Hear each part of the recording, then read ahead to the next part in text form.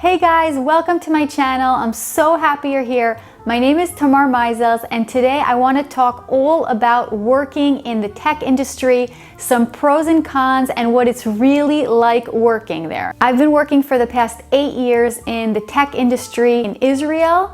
I'm sure that there's a lot of similarities in other countries. Please let me know in the comments below what it's like in your country. Are some of these things that you can relate to as well, or are they country specific? One of the obvious major pros is in terms of salary.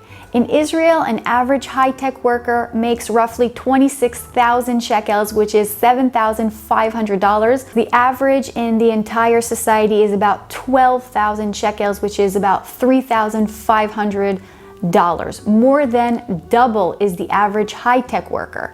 This means, of course, that you can have a high standard of living, you can buy things, and it's not just the salary. There's also perks. Your offices are well equipped with food, there's nuts, chocolates, there's happy hours. They usually give you some money, either 10 bis or Walt money that you can use for lunch. And of course, you could, if you don't buy lunch, you could use it for other things. The media in Israel really focuses on all of these, and they make funny skits about high-tech workers, how they're sort of entitled, like, oh, you didn't buy my almond milk, and they make fun of them. And also they talk about it, and they make real news skits all about the high-tech industry and about their employees. Obviously, this gap in salary and all of this can cause a lot of jealousy and a huge socio-economic gap. Also, this gap is also a matter of area of living. A third of the companies are located in Tel Aviv. And if you live further away from Tel Aviv, you're not able to be part of this high-tech world as much. Sometimes people will even say, like, these high-tech people that make so much money, they're even what's driving up the market prices for houses. Housing in Israel is very expensive. This is because of the high-tech workers, because they're able to afford this expensive housing. But what about the rest of us? So to this, high-tech people will say, well, first of all, it's a fact that 20% of the population in Israel actually pay 90% of Israel's income tax. So the more wealthy and high-paid end of society are really funding a lot of these other populations.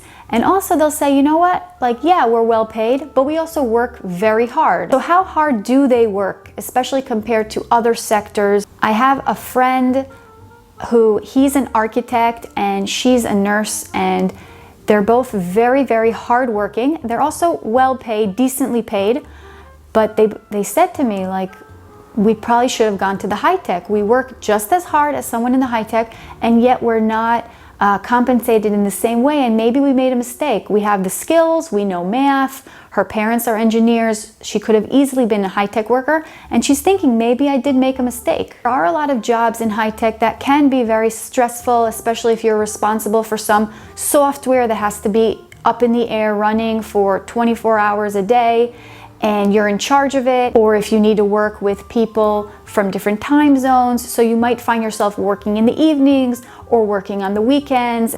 A lot of this depends on your specific company and your specific team and your specific boss, and a lot on your personality. When we compare to other industries, I don't think they necessarily work harder.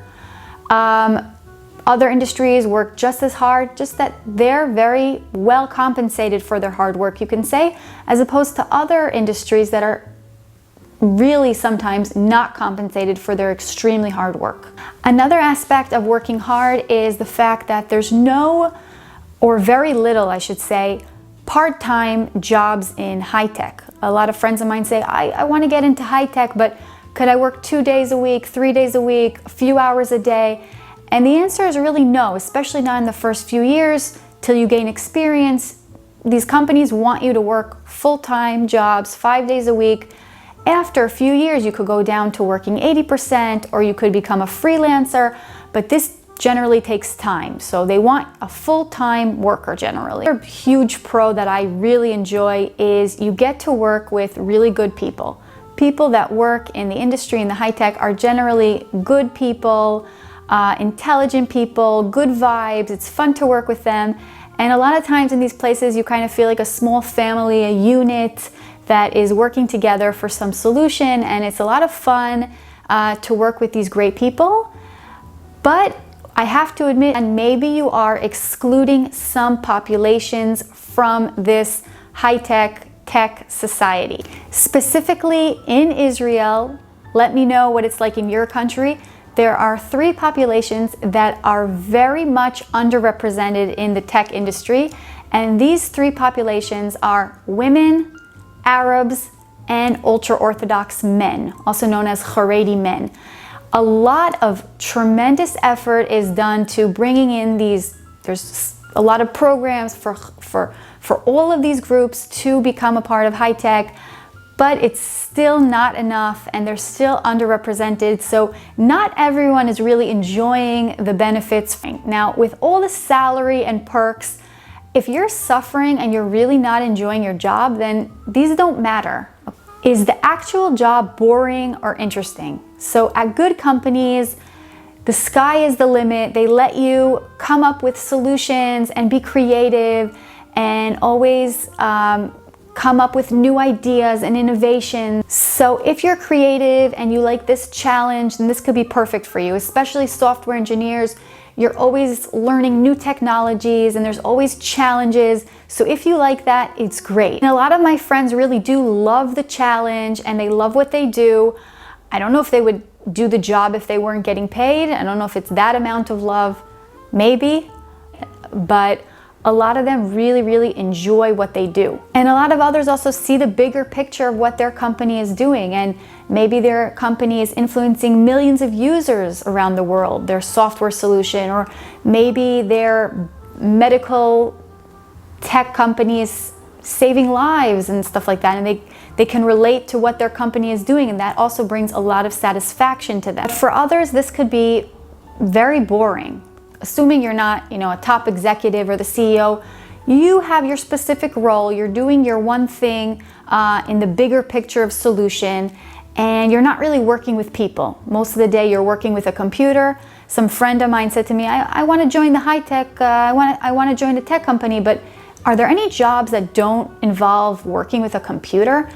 And I thought about it, and no, tech jobs involve using a computer. Even if you have, some meetings and you have some calls, a lot of your day is spent on a computer, analyzing, programming, doing things on the computer. So I personally do find it a little bit not boring in the sense that it's kind of a role that you're doing. And I feel like you could be replaced easily, which is not what you can say for someone who's an educator or a mom of your kids or a content creator. No one else could be you as a content creator. So those to me seem more influential and more interesting, but that's just me. And lastly, I want to talk about some effects that this has on society. In my previous video, I talked a lot about the tech industry. Please check it out if you're interested to hear more about Israeli society and tech. And in that video, I mentioned that 10% of the Israeli workforce works in tech. So obviously this has a great impact on society in a few different ways. Firstly, I feel that there is a great pressure to succeed and to be good in math and science. And this kind of trickles down even in elementary school, in high school. Like, students feel like they have to excel at math and they have to be good at science. And there's a very intense pressure to be good.